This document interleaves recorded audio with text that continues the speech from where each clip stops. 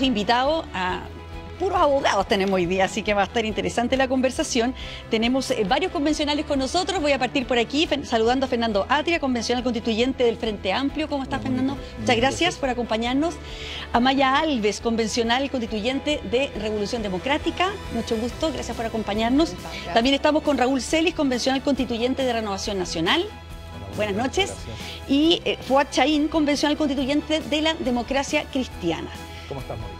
Muy bien, todos menos Amaya, que también estuvo en la de armonización, así que también trabajando muy intensamente hasta último minuto, estuvieron justamente en la comisión que discutió esto, el nuevo sistema político que vamos a tener todos los chilenos. Y quiero partir preguntándoles una pregunta general para todos. Lo más que le importa a los chilenos en el fondo es la eficiencia, el hecho de que tengamos leyes, que salgan en los tiempos apropiados, que sean de buena calidad, volver a tener una cierta eficacia en la labor legislativa. ¿De qué manera este nuevo sistema se hace cargo de ese proceso? ¿Quién quiere partir? ¿Fernando, quieres partir? Bueno, yo creo que esa es una de las cosas que el sistema político en general y el procedimiento legislativo o el sistema legislativo de la nueva Constitución logra, avanza en esa dirección, precisamente. Yo creo que ese es uno de los problemas que contribuyó a la deslegitimación de la institucionalidad anterior. Y por eso creo que era importante enfrentar ese problema. Y eso se enfrenta de distintas maneras más, por así decirlo, estructurales y otras más puntuales. Primero, hay el sistema político en general descansa en un mayor equilibrio entre el presidente y el Congreso. Y yo creo que eso es bien importante. Hay esta idea de que para la eficacia es fundamental que el presidente pueda desequilibrar en su favor. Eso es lo que ha llevado al hiperpresidencialismo chileno. Pero como lo sabemos por la experiencia de las últimas presidencias, ese poder formal no destraba. Y entonces un mayor equilibrio entre presidente y Congreso, yo creo que va en esa dirección. Segundo, desde luego, la eliminación de todos los quórums especiales del procedimiento legislativo que había en la Constitución del 80, o sea, esta distinción entre ley ordinaria, el quórum calificado, ley orgánica constitucional, ley interpretativa de la Constitución, ley de reforma constitucional, eso quedan leyes y leyes de reforma constitucional. Y las leyes se vuelve a la tradición democrática de que se aprueban por mayoría, salvo algunos casos que es una mayoría calificada. Después hay una serie de otros mecanismos, la asimetría entre el Congreso de Diputados y Diputadas y la Cámara de las Regiones, que facilita la tramitación o que hace más expedita la tramitación de los proyectos de ley. Todo eso son algunos de los elementos que yo creo que contiene el nuevo sistema político que va a promover una institucionalidad política más eficaz. Sí, yo creo que si el problema fuera solo de velocidad, hubiese bastado justamente con bajar los quórum y que la Cámara de Diputados fuese siempre una Cámara de origen y que el Senado no fuese cámara de origen de ningún proyecto, fuese solo una cámara revisora con un plazo para poder hacer esa revisión, y si es que no se hacía dentro de ese plazo, se entiende aprobado lo que despachó la Cámara de Diputados, y con eso hubiésemos resuelto el problema. Pero tenemos una situación que es más compleja, y uno de los grandes problemas que tiene el sistema político actual es la fragmentación del sistema político, es decir, tenemos un multipartidismo extremo, y no tenemos herramientas que incentiven la colaboración entre el Congreso y el Presidente de la República, como sí lo tienen, por cierto, el régimen parlamentario, en que las mayorías parlamentarias constituyen gobierno, o en los semipresidenciales. Entonces tenemos un presidente con muchas facultades teóricas que tiene que ir a negociar proyecto a proyecto y prácticamente parlamentario a parlamentario cada uno de sus proyectos. Y por lo tanto, sacar adelante una agenda legislativa es prácticamente una tortura china. Y lo que quiero señalar es que eso no se toca. No hay ninguna situación, ninguna norma en este proyecto de Constitución que resuelva esta fragmentación del sistema de partidos. Por lo contrario, no hay ninguna norma que genere incentivo a la colaboración entre el Congreso y el Presidente de la República. Por el contrario, lo que genera una herramienta que a mi juicio es muy peligrosa, que en todas las materias se elimina hoy día la iniciativa exclusiva del Presidente de la República. En todas las materias hay iniciativa parlamentaria, incluso en aquellas que roguen gasto. Lo que ocurre es que con determinadas materias, el Presidente de la República, dentro de la tramitación, tiene que firmar el proyecto. Me explico. Tiene que patrocinarlo. Tiene que patrocinarlo. Me explico. Un grupo de oposición, entre un cuarto y un tercio de los parlamentarios, presenta una iniciativa muy popular que rogue gasto, ¿no es cierto?, con un informe que hay cierta disposición, o dice, mira, rebajemos el gasto a las Fuerzas Armadas, no sé qué, y presentamos este proyecto que puede ser muy popular, que no tenga nada que ver con la agenda de gobierno, lo mismo a propósito de los retiros, etcétera, un impulso populista, se presenta este proyecto, no solo es admisible, se tramita, se aprueba en la comisión respectiva y después de que está aprobado, tiene 15 días el presidente de la República para definir si lo patrocina o no. Si es que lo patrocina, obviamente vamos a tener una especie de parlamentarismo de facto. Si no lo patrocina, va a tener que pagar todo el costo político, es decir, vamos a tener a un presidente de la República sometido al chantaje permanente de un grupo parlamentario, y eso va a crear más inestabilidad, más ingobernabilidad, que es la tónica de América Latina, lamentablemente. Y eso sí afecta la eficacia, la eficiencia, la calidad del proceso legislativo.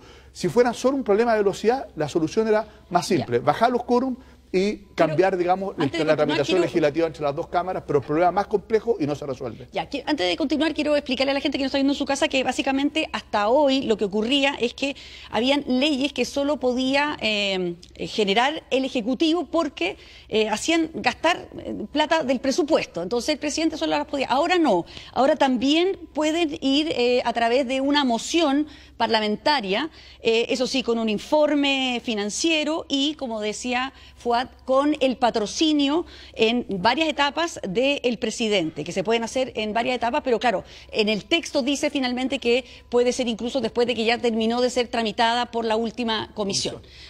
Amaya. Sí. Buenas noches, Mónica. ¿Mejora o no mejora el...? Es que yo supongo que quienes nos están escuchando en su casa requieren saber en clave ciudadana qué propuesta interesante tiene este texto constitucional. Y a mí, yo no estoy de acuerdo en parte con lo que señala Fuad, porque parte de una especie de desconfianza en los parlamentarios, en el interés general, el interés común. Yo quiero hablar de dos particulares. Perdona, es que en ese sentido le tengo que mostrar una gráfica, porque es que me voy a adelantar a mis preguntas. Tú dices, ¿hay una desconfianza en los parlamentarios? Es que la hay. Fíjate que en la última encuesta de otro mecanismo. Los parlamentarios, tanto el Senado, la vamos a mostrar en pantalla, la tenemos preparada para más adelante, tanto el Senado como la Cámara de Diputados son de las tres instituciones donde los chilenos confían menos. O sea, son si yo no quiero hablar de el eso, Senado, Mónica. la Cámara de Diputados, los partidos políticos, son las instituciones que menos confían. Entonces, evidentemente hay una desconfianza en el trabajo parlamentario. Y por eso esta propuesta constitucional incorpora mecanismos de democracia semidirecta, o sea, que la ciudadanía pueda participar directamente. Esto no ha existido en otro texto constitucional previo. Específicamente el artículo 157 señala que un 3% del último padrón electoral puede presentar una iniciativa de ley. Y es interesante porque no es solo presentar la iniciativa, el Poder Legislativo va a tener la obligación cada 6 meses de dar cuenta del avance de este proyecto. Igual que, por ejemplo, se pudieron presentar mociones populares en la convención. 77 mociones llegaron a la convención constituyente y fueron tramitadas. ¿Cuáles? ¿Y las que tuvieron más votos fueron aprobadas, Maya? Es que no era no fueron mandato. aprobadas, o sea, la gente postuló, buscó firmas, las más votadas y no fueron aprobadas por la convención. Lo que pasa es que ahí hay una... O no fueron ni siquiera votadas, sí. No, ahí hay un argumento. Cuando se presentaban y lograban los 15.000 patrocinios, lo que entraban era la deliberación de la convención. Y por supuesto fueron deliberadas y fueron votadas en su mérito. No era una especie de obligación como que fuera una máquina en que obteniendo los 15.000 patrocinios. ¿Podría pasar lo mismo con las iniciativas populares de ley? Por supuesto, si se reúnen las firmas, ellas van a ser deliberadas en un órgano que por supuesto que es reflexivo, que tendrá que considerar el interés general, el interés común. Pero es interesante que haya iniciativa popular de ley, ¿no es cierto?, como un mecanismo en que la ciudadanía puede directamente un poco fijar la agenda legislativa, proponer temáticas que hoy día no existen. Y otra forma que también es interesante, dice relación con el Estado regional, lo que la profesora Pamela recién señalaba como una de las grandes novedades, en que son las asambleas regionales que van a poder solicitar el inicio a la Cámara de las Regiones. Y esto es relevante, sinceramente, porque evidentemente lo que disponga Tarapacá no son las mismas necesidades que a lo mejor tenga Aysén o Biobío, y por tanto será cada una de las regiones autónomas que podrá proponer temáticas a ser deliberadas en el Congreso Nacional. Yo creo que la ciudadanía necesita saber que sus preocupaciones, que no tienen por qué ser iguales para todo Chile. Y eso yo creo que son dos elementos interesantes de observar en el nuevo texto constitucional. Raúl Celis. Yo no sé, Mónica, si va a haber mayor eficacia o no. Eso es un misterio porque todavía no hemos probado cómo va a funcionar el sistema, así que se aprueba la Constitución. Pero lo que es claro es que si el presidente tiene mayoría parlamentaria, va a poder hacer prácticamente lo que quiera. ¿Ya? En la medida que tenga la mayoría del Congreso de las Diputadas y Diputados, porque el órgano que concentra el poder es el Congreso de Diputadas y Diputados. Si no lo tiene, pasa un poco lo que decía Fuad. Va a ser una cosa difícilmente gobernable, especialmente por la fragmentación de partidos políticos. Hoy día hay más de 20 partidos políticos representados en el Congreso Nacional y los televidentes comprenderán que 20 partidos que tienen un presidente debilitado van a transformar el país en algo ingobernable. Creo que ese es uno de los problemas de usted este dice proyecto. que si el presidente no logra tener las mayorías en el Congreso de los diputados y las diputadas, no va a poder gobernar, y si lo tiene va a ser como una especie, va a poder hacer lo que quiera. Exactamente, y eso no lo digo yo, lo dicen cientistas políticos de izquierda. Negreto lo dice, por ejemplo, dentro de los cientistas políticos. Respecto de la asimetría en este caso es extrema y es única en el mundo. La asimetría es propia de los sistemas parlamentarios, que son los que le gustan a Fernando, a mí también me gustaban bastante, lo reconozco, pero nosotros tenemos un presidencialismo, y un presidencialismo con un sistema asimétrico no existe en ninguna parte del mundo. Los hay en los sistemas parlamentarios, en los sistemas semipresidenciales, pero no en los sistemas presidenciales. La fragmentación de los partidos es un punto que a mí me preocupa muchísimo también para que el sistema funcione. Todos los especialistas que nos fueron a ver a la Comisión de Sistema Político nos hablaron de la importancia de fortalecer a los partidos políticos. ¿Y qué hicimos en la Constitución? Muy poco. Prácticamente no se habla de los partidos políticos. De hecho, no se mencionan como partidos políticos, se dice organizaciones políticas. Exactamente. Y se deja entregado a la ley. Y eso es delicado porque sin orden en el Congreso, con parlamentarios que cada uno va a estar por su lado, ¿cómo va a dirigir un presidente que está debilitado? ¿No se podía trabajar en la ley electoral, Fernando, en esta convención? Bueno, a mí me gustaría reaccionar a algunas de las cosas que se han dicho. Yo creo que a mí me llama la atención este argumento de que si el presidente tiene mayoría en el Congreso va a poder hacer prácticamente lo que quiera. Primero yo diría, es parte importante de un régimen democrático, que si un programa gana las elecciones parlamentarias, presidenciales, y gana en el Parlamento, se pueda realizar. Nosotros estamos acostumbrados a un sistema institucional que no permite la realización de los programas, aun cuando sean exitosos electoralmente. Sabemos eso. Y yo creo que eso es parte importante del problema que tenemos hoy día.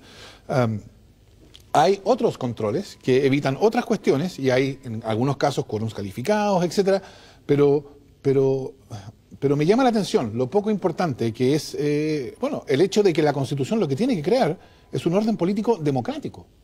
Y un orden político democrático es uno en que en ese supuesto, en el supuesto de un presidente que gana la elección presidencial, naturalmente, y que gana la elección parlamentaria y obtiene la mayoría, en principio es una cosa que deberíamos celebrar, que pueda realizar su programa, porque que querríamos una Constitución que incluso en ese caso le impidiera realizar su programa.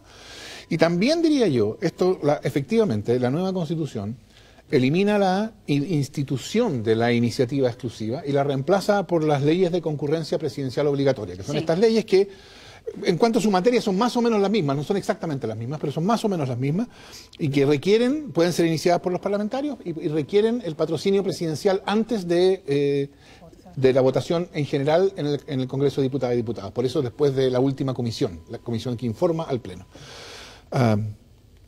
Yo invito a los televidentes a comparar las dos instituciones. Iniciativa exclusiva, que excluye la posibilidad de que haya deliberación y discusión política, pública, sobre una determinada iniciativa, versus una que le mantiene el control del presidente. El presidente puede decidir que no se va a legislar sobre esa materia unilateralmente.